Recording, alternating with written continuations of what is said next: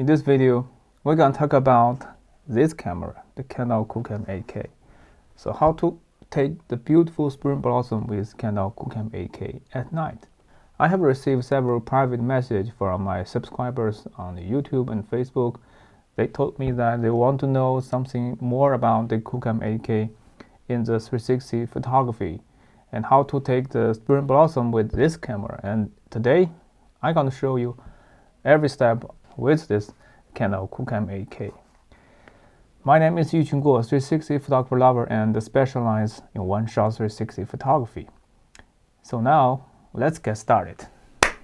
Now I'm going to take another shot of the spring blossom at night, but this time we're gonna use the Kandao QooCam 8K. I have already put inside the spring blossom.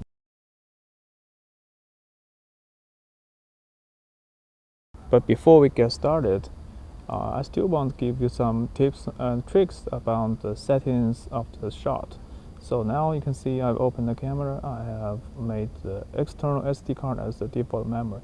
But to shoot DNG8 for the best shoot efficiency and highest storage speed, I recommend you turn the priority memory from SD card to built-in, because the built-in eMMC fast flash memory is much faster than SD card, so that will help you take a faster shot of your DNG8. And next, choose the DNG8 mode, and because now we have only the 1 second longest exposure, so I will put it to 1 second. And for the ISO, I think with external light 400, 1 second is pretty good enough. You can see that. Yeah, it's high. It's me. And that is settings of my shot. And self timer, I can use 2 seconds, or I directly use off. For white balance, because I'm not use a sunlight, so I will choose daylight white balance to this shot, or I can directly put it to auto white balance for some post process. Now I'm going to take the shot. And at the same time, I will make a synchronized screen recorder for my phone. So before we get started, I will open the app. Okay?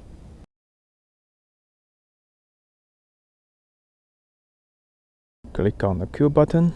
Now I can see this beautiful point of view in this. And you can see my light is here. And if I'm not satisfied with the light, I can turn the light to brighter, make it brighter. You can see a little bit. It increases the brightness and add some warmth to this scene, because we don't have long exposure menu. And now we can also, in the interactive view, we can see the scenes interactively with our external light. Okay, and also there are some stitching errors, but we will get rid of that in post. It will take around 12 seconds for a set of DNG8 shot. Yes, it is.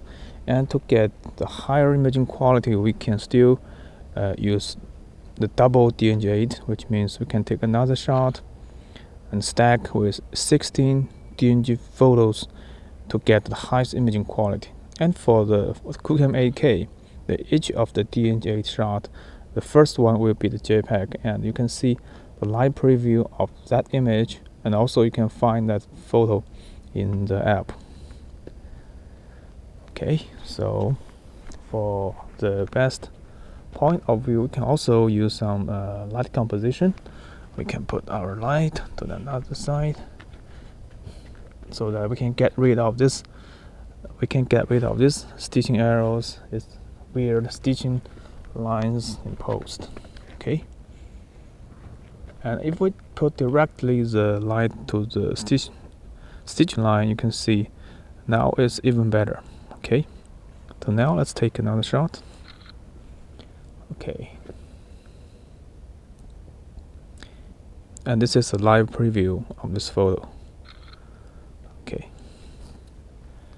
And we'll take the last set. So this is only for the demonstration purposes, and if you are taking your own shot, you don't have to follow every step of my workflow. Okay, to the last shot, now we have done it.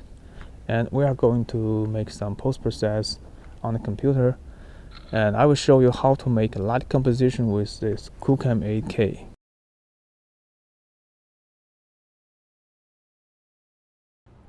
The first step is to stack all the DNG files in the Kandao Plus.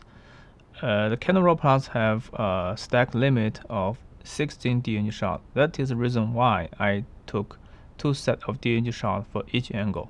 So this step, stack in RAW Plus. And next up, when we have the 16-bit high-quality DNG file, we can color correct, make some post-process in Adobe Camera Raw, and we can boost the color and the contrast to make it more dramatic and more vivid. Of course, you can always go back and forth. This is a non-destructive workflow.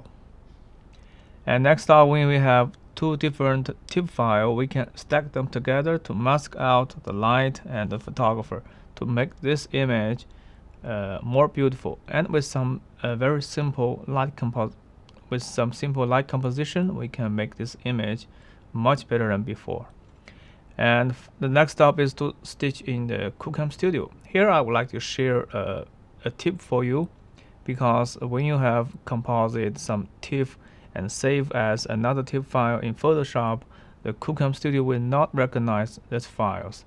But if you export with the JPEG format and retain all the metadata from the image, and that will help the QooCam Studio to recognize image and to successfully make the stitch. And this bug will be fixed in the later version of the QooCam Studio. And there is not that much different compared with the 8-bit and 16-bit workflow actually, if you only share with your friends on the social network. And next up is to stitch in QooCam Studio and export as 8K or with 15K super resolution. And with on-stitch panel output, we can always correct all the stitching errors imposed in Photoshop. And if you don't want to correct your stitching error, you can skip this step and go directly to share with your friends on Facebook. But for me, personally speaking, I would always love to provide my audience the best possible immersive experience. Although this shot was taken with a one-shot 360 camera, I want to make it the best photo I could get and share with my friends. That is the reason why I always correct the stitching errors. Native stitch is quite impressive actually, but this is a close-up shot, so we definitely will come across with some of the stitching errors.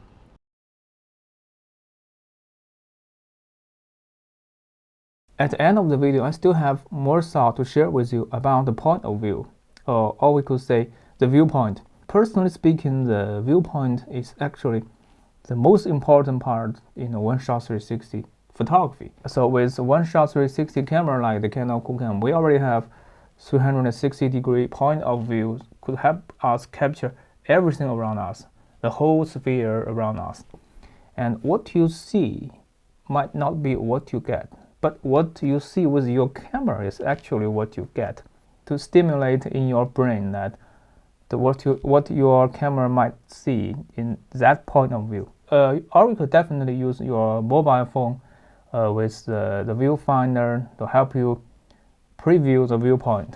So I think we have to consider to put more energy in this point of view to help us get a very good starting point. The post-process is also very important, but the post-process could only make good photo into better one. But the point of view is actually the key idea to help you get a very good starting point. So I hope you can enjoy your life during the coronavirus quarantine with your one-shot 360 camera and with your specific understand of your own life and your own point of view. You could definitely capture many more excellent photos in your life. And I hope you could share more photos with us in the community, and I do hope that everybody could keep safe and keep healthy. If you love my channel, please thumb up, subscribe, and click notification bell. But if you dislike my video, feel free to hit dislike twice. Alright, that's all for today's video. See you next time. Bye.